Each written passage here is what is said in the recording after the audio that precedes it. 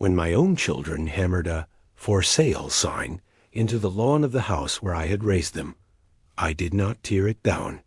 I brought the real estate agent they had hired a cold glass of lemonade, smiled, and let them all believe I was a tired old man who had finally surrendered. They thought they were just selling a house. They had no idea I was about to turn it into a legacy that would place their inheritance of greed forever out of their reach. Before we get into the heat of this battle, please subscribe to the channel and tell me in the comments, is it ever okay for children to decide where their parents should live? My name is Frank Morrison, and for a 74-year-old man, my life in Baltimore, Maryland, is still built on a foundation of routine and readiness. For 40 years, I was a captain in the Baltimore City Fire Department, a life measured in the shriek of a siren and the shared, silent trust between brothers in a firehouse. Now my life is quieter. It is measured by the morning sun slanting across the worn floorboards of my row house, the friendly shouts of the neighborhood kids playing street hockey, and the familiar comforting weight of the cast iron skillet my late wife Mary used to cook our breakfast in every single morning. This house in a proud historic neighborhood is the only real home I have ever known. Mary and I bought it when we were barely out of our teens, its brick facade a testament to a city that knows how to endure. We raised our 2 children here, David and Jessica. We marked their heights on the kitchen door frame. We patched the wall in the hallway where a stray baseball went through. We filled every room with the loud, messy, beautiful noise of a family. After Mary passed, the house became my anchor, every creak and groan a familiar whisper of our life together. My children see things differently. David is a successful lawyer, and Jessica married a wealthy developer. They live in the sprawling, manicured suburbs north of the city, in large, silent houses with pristine lawns and 2-car garages. They see my vibrant, historic neighborhood not as a community, but as a collection of urban problems. They see graffiti. They see crime statistics. They see falling property values. They do not see the block parties, the neighbors who look out for one another, the deep, resilient roots of a place that has weathered every storm. Their visits, which happen every other Sunday with a kind of grim, dutiful regularity, have become a campaign. It is a campaign of fear, wrapped in the language of love. "Dad, we're just worried about you," Jessica said last month, peering out my front window as if she were looking into a war zone. "Did you hear about that car break-in 3 blocks over? It's just not safe for you here anymore." David, always the pragmatist, would follow up with the logistics. "We've been looking at some lovely retirement communities out near us, Dad. Gated, secure. They have a golf course. You wouldn't have to worry about a thing." They would leave glossy brochures on my coffee table, filled with pictures of smiling, silver-haired seniors playing bridge in sterile, beige community rooms. It was a vision of a slow, quiet, and utterly soulless death. They did not understand that my life was here, on the street, in this house. My life was in the morning chats with Mrs. Gable next door, in the volunteer work I did at the local community center, in the simple act of sitting on my front stoop and feeling the pulse of the city I had spent my life serving. Their concern was a lie. I saw it in their eyes, the restless, acquisitive gleam that had become their defining feature. This was not about my safety. It was about my money. They saw the value of this house, a paid-off property in a neighborhood that was slowly, inevitably gentrifying, as their inheritance. They did not want to wait for it. They wanted to cash it out now, to liquidate my life with Mary, so they could add a new wing to their suburban palaces, or buy a bigger boat for their country club. The final warning came in the form of a phone call from a perky, aggressive real estate agent. She said my children had given her my number, that they had explained my situation, and that she would be happy to provide a no-obligation appraisal to help me transition to the next phase of my life. I knew then that their campaign of persuasion was about to escalate into a full-blown assault. They thought my love for this house was a sentimental weakness. They believed my grief for Mary had made me frail and indecisive. They were about to learn that a firefighter spends his entire life running toward the flames, not away from them. And my children had just lit a fire. The week after the real estate agent's call, my children escalated their campaign from persuasion to a quiet, insidious form of coercion. Jessica began calling me daily, her voice a constant trip of worry and manufactured anxiety. She would recount stories she had read on the Neighborhood Watch website, tales of petty crime, and urban decay, each one a small, pointed dart aimed at my sense of security.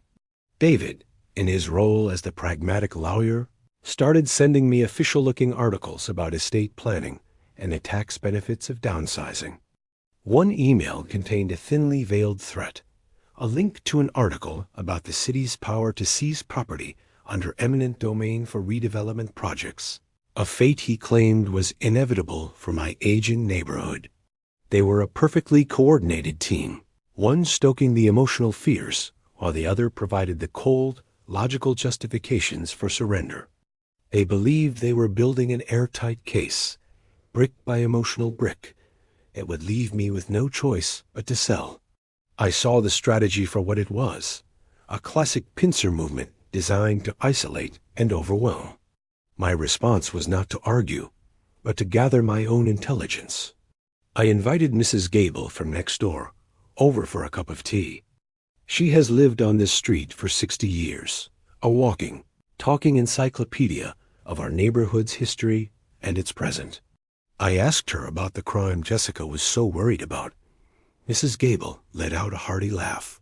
"Frank, that car break-in was 6 months ago, and it was a teenager from the suburbs who got lost looking for a party. This neighborhood is safer than it's been in 20 years. She told me about the new families moving in, young couples restoring the old houses, bringing with them a fresh wave of energy and investment. The narrative of urban decay my children were painting was a deliberate and malicious fiction. The true turning point, the moment my sadness hardened into a cold, tactical resolve, came during their next Sunday visit. They arrived not with pastries, but with an agenda.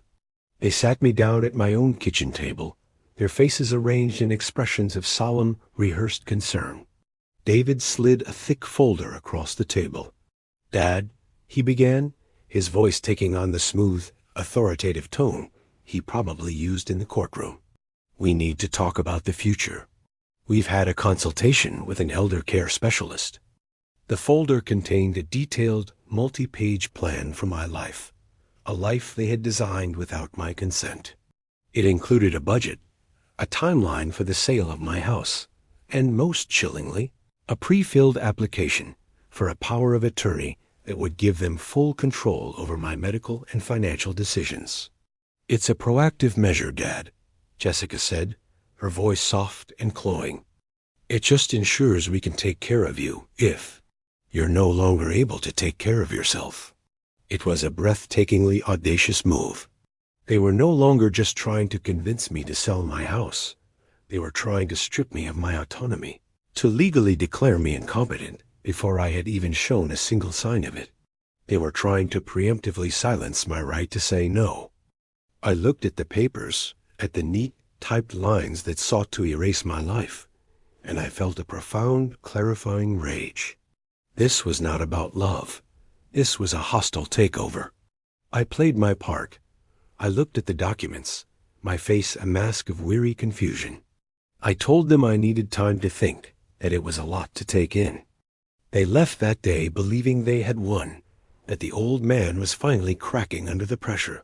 That very night, I went to my old fire department lockbox and retrieved a set of documents Mary and I had drawn up years ago, documents my children knew nothing about. We had worked with a community-focused legal aid lawyer, a man who understood the heart of our city. Together, we had placed our home into a specific ironclad type of historic trust. The trust was designed with one primary purpose, to ensure that the house could never be sold to a private developer, but must instead be passed on to a community-based organization to be used as a public resource like a library, a community center, or a low-income housing unit. It was Mary's idea, her final gift to the neighborhood she loved. The trust was a legal fortress, and I was its sole, unassailable guardian.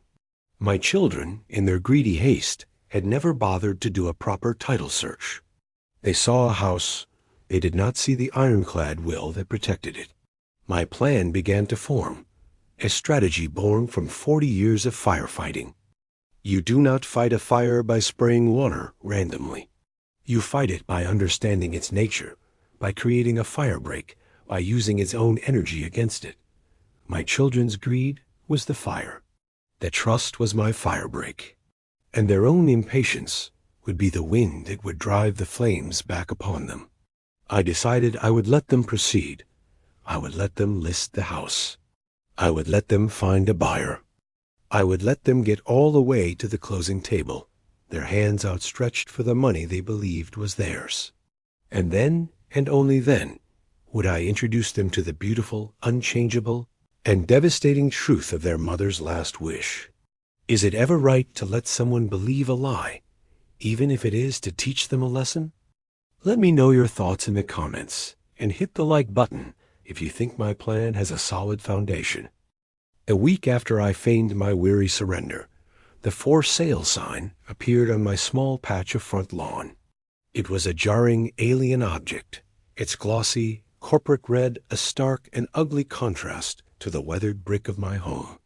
My children had hired the perky, aggressive agent who had called me, a woman named Tiffany, whose smile was as bright and hard as new vinyl.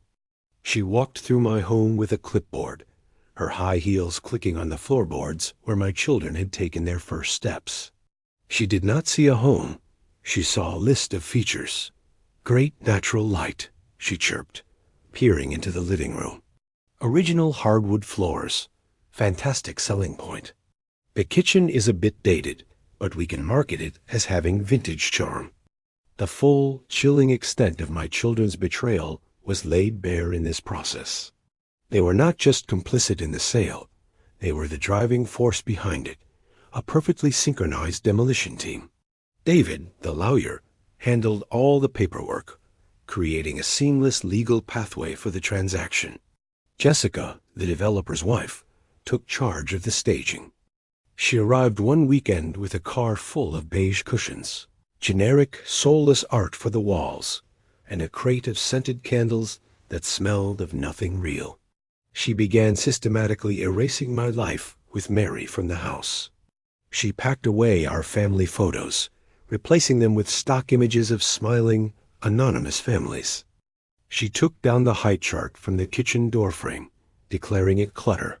She even tried to convince me to put Mary's old cast-iron skillet into storage. "Dad, it just looks so old," she had said, her nose wrinkling in distaste. That was the only time I pushed back. "The skillet stays," I said, my voice quiet but unyielding. It was a small, symbolic victory, but it was mine. The betrayal was in every box she packed, every memory she deemed unworthy of display. She was not just staging a house for a sale. She was curating an eviction, methodically stripping the home of the very soul that made it a home, my home, to make it more palatable for a stranger with a checkbook. The immediate consequence of this invasion was a profound sense of violation. I felt like a ghost in my own life, a silent observer watching as my past was being packaged and prepared for liquidation. The open houses were the worst. I would have to leave my own home for hours on a Sunday afternoon while strangers walked through our rooms, their conversations a stream of critiques and calculations. I would sit in a small park down the street, the cheerful shouts of children playing a stark contrast to the cold, hollow feeling in my chest. I heard through Mrs. Gable that my own children would attend these open houses, acting as the gracious hosts, the dutiful children helping their aging father make a sensible transition. They would tell stories about growing up in the house, not as cherished memories, but as selling points, spinning our family history into a marketable narrative for potential buyers. I needed proof of their intentions, something more concrete than my own observations. The opportunity came in the form of a certified letter from my son's law firm. It was a formal notification of the offer they had received on the house, a surprisingly high number from a development corporation I had never heard of. Attached was the purchase agreement, which required my signature. But tucked into the legal jargon of the agreement was a clause I knew David had drafted himself. It stipulated that upon closing, the full proceeds of the sale were to be deposited directly into a newly created joint account, an account to which he and Jessica had full and equal access. They were not even trying to hide it. They were legally positioning themselves to seize the money the instant the sale was complete. This document was the smoking gun.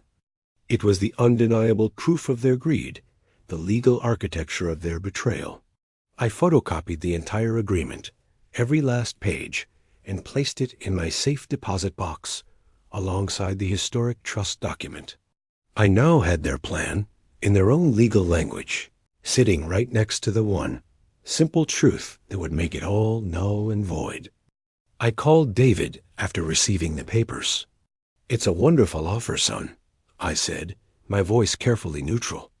"I'm very impressed." "It's a great deal, Dad," he replied, a note of triumphant finality in his voice. "Tiffany did a fantastic job. All you need to do is sign, and we can set the closing date. We can finally get you settled into that nice, safe community." He thought the fight was over. He believed the old man had finally been worn down by the relentless campaign of fear and legal pressure. He had no idea that I was not surrendering. I was simply letting him march his army deeper and deeper into a valley from which there was no escape. The closing date was set for 3 weeks from that day. 3 weeks until they believed they would be rich. 3 weeks until they would be standing at a closing table, pens in hand, ready to sign the final papers. And I would be there, ready to present a document of my own, a final, loving testament from their mother that would turn their victory into a public and devastating defeat. Have you ever had to keep a secret, knowing that its eventual reveal would change everything? Share your story in the oceans below. With the closing date on the calendar, a ticking clock counting down to my children's supposed victory, my strategy shifted from passive observation to active preparation. I was no longer just a ghost in my own home. I was a quiet saboteur, laying the groundwork for the final devastating reveal. My plan was not just to stop the sale. It was to create a permanent public testament to my wife's true legacy.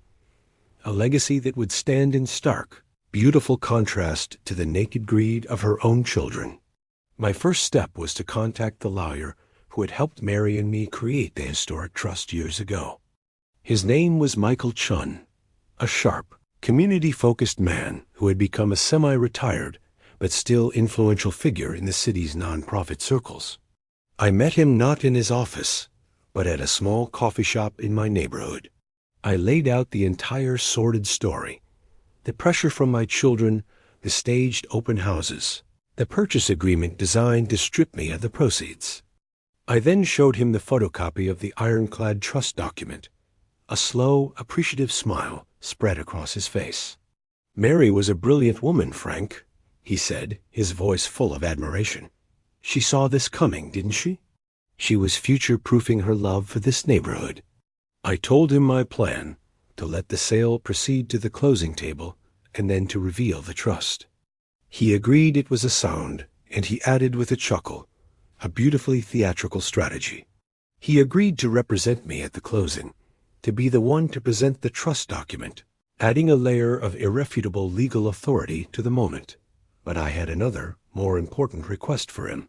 "Michael," I said, "the trust stipulates that the house must be given to a community organization.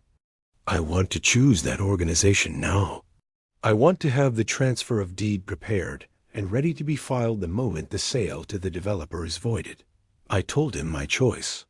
It was a new but highly respected local nonprofit called Hearth and Home, an organization dedicated to providing safe, stable housing and support services for homeless veterans. It was a cause that, as a former first responder, was deeply important to me. It was a cause I knew Mary would have championed with all her heart. Michael's smile widened. Frank, that's perfect. It's not just a donation. It's a statement. You're not just stopping a sale. You're creating a home for heroes. The story is unimpeachable. He agreed to begin the legal work immediately to prepare the deed transfer to contact Hearth and Home, and under a strict promise of secrecy, to prepare them for the incredible gift that was about to fall into their laps. My next step was to prepare the community. I did not want the future of this house to be a quiet legal transaction. I wanted it to be a public celebration. I began talking to my neighbors, to the leaders of the local community association, to everyone who had watched with sadness as the for sale sign went up on my lawn. I did not tell them the full details of my children's betrayal.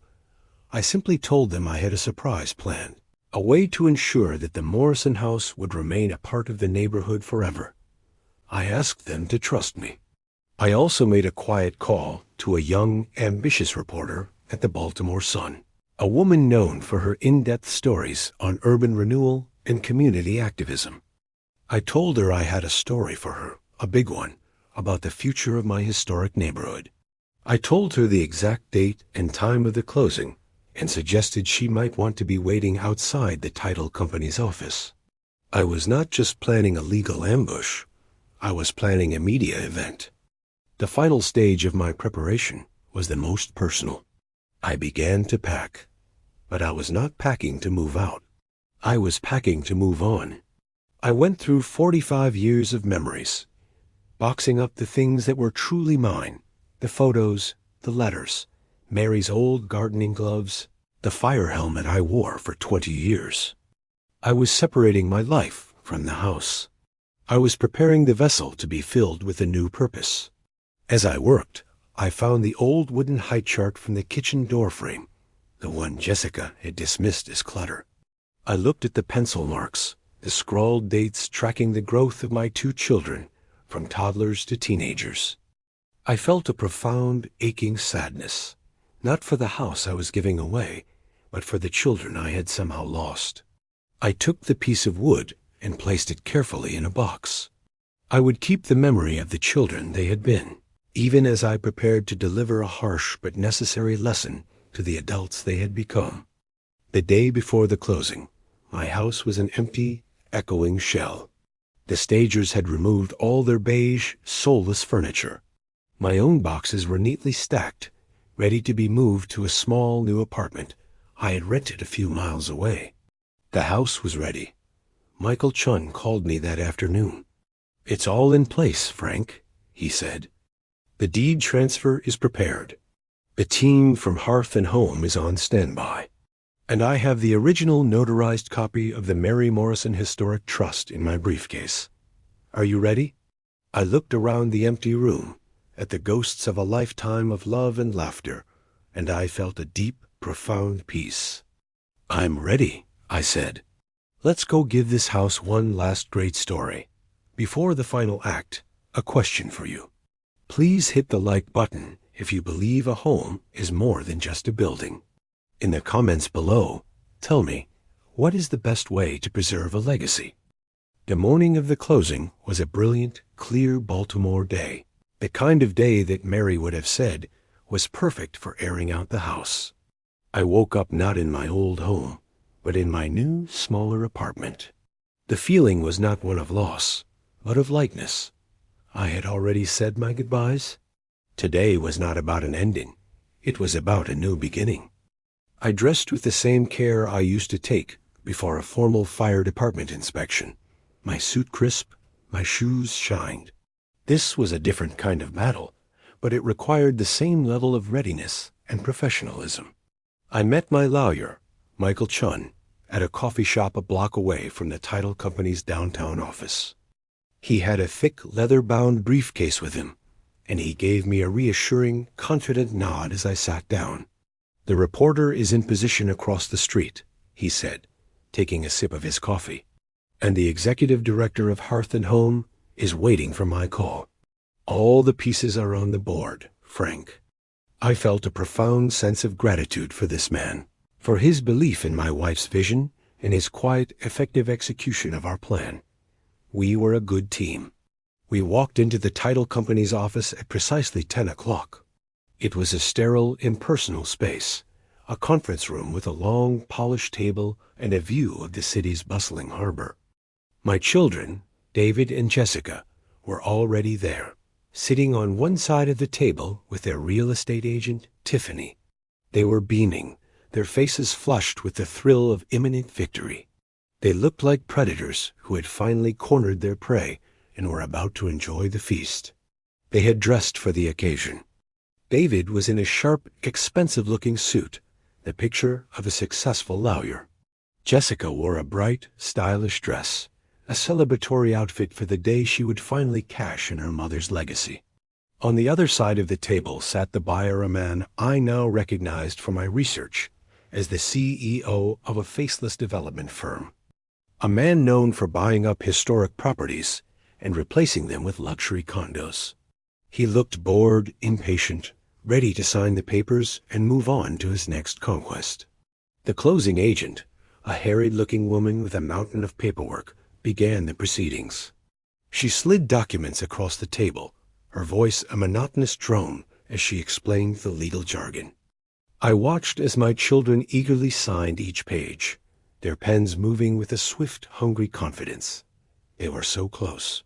They could almost taste the money. I, on the other hand, did not pick up my pen. I simply sat there, my hands folded calmly on the table. David noticed first.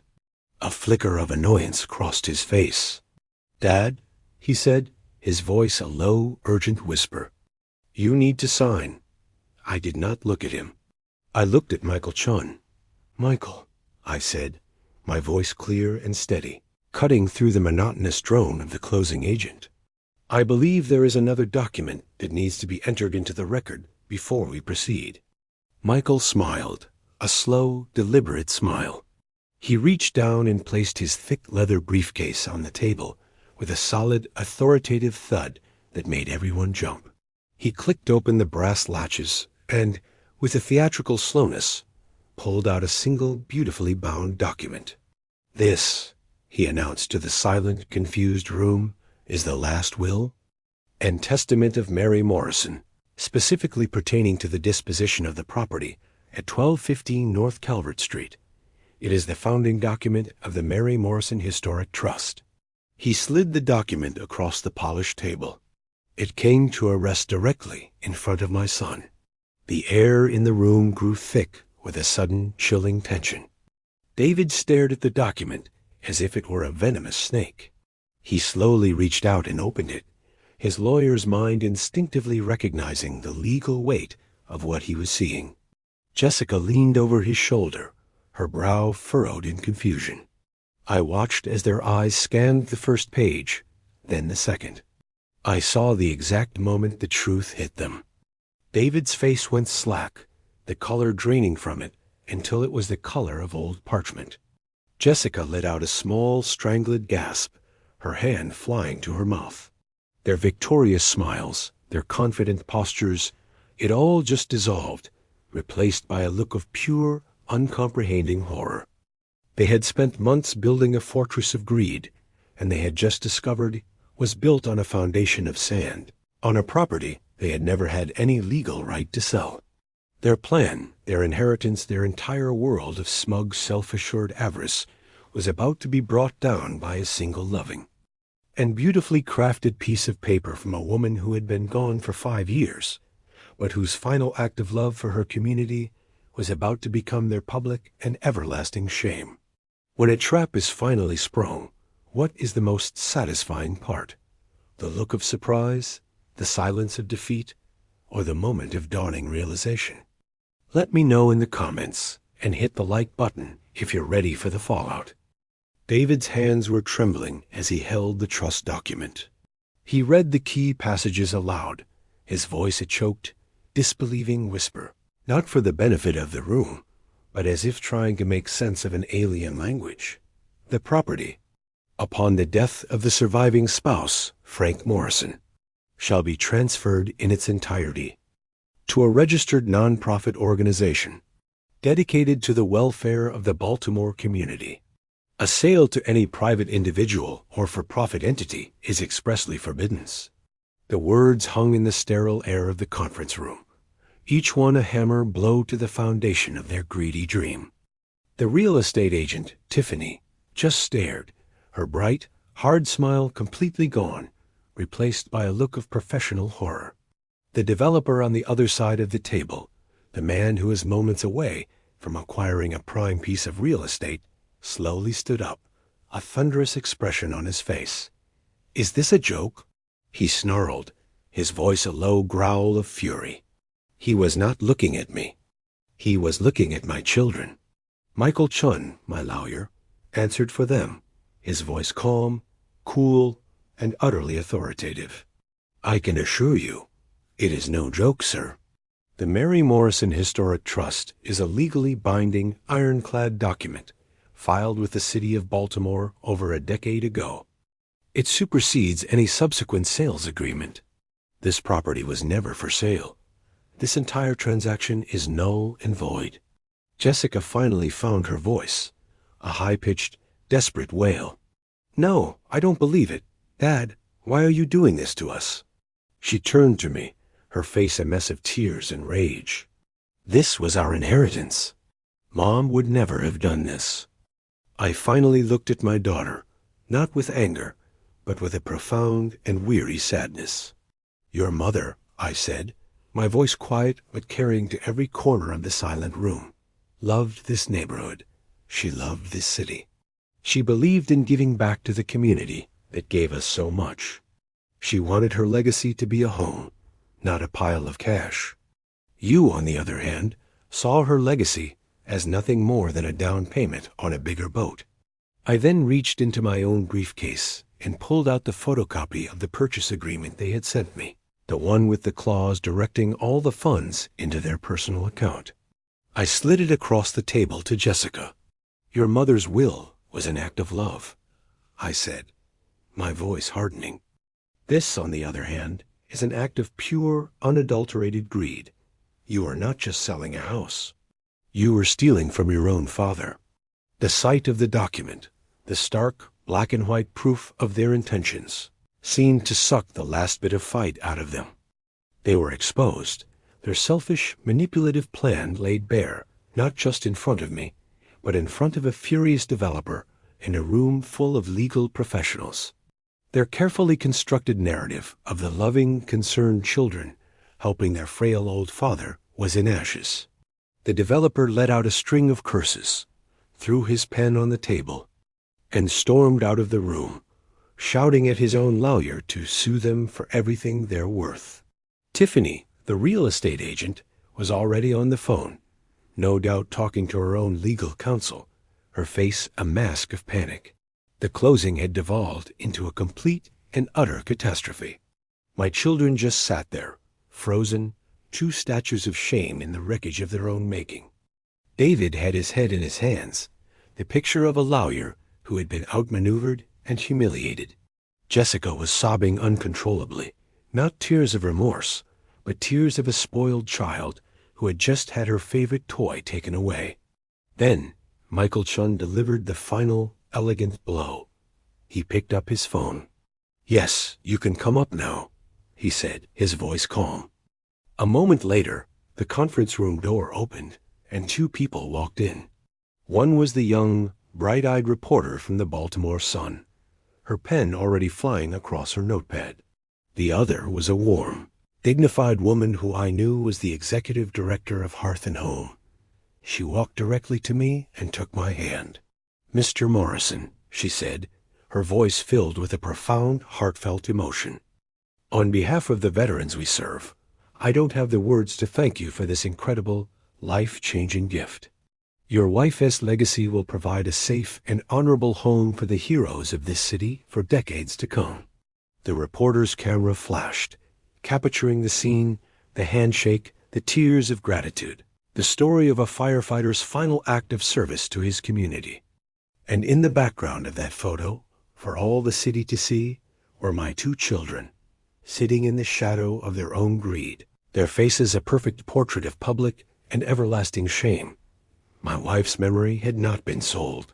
It had been redeemed, her true legacy of love and community shining brighter than ever before, a beacon that had utterly consumed the darkness of her children's avarice. When a long-hidden truth is finally revealed, what is the most powerful moment? The initial shock, the final understanding, or the public fallout? Let me know in the comments, and hit the subscribe button if you believe in the power of a legacy. The newspaper article the next morning was a devastating masterpiece of narrative journalism. It did not just report the facts, it told a story. It was the story of a city hero, a retired fire captain, and his late wife's beautiful final gift to the community. It was the story of a new home for homeless veterans, a beacon of hope in a historic neighborhood.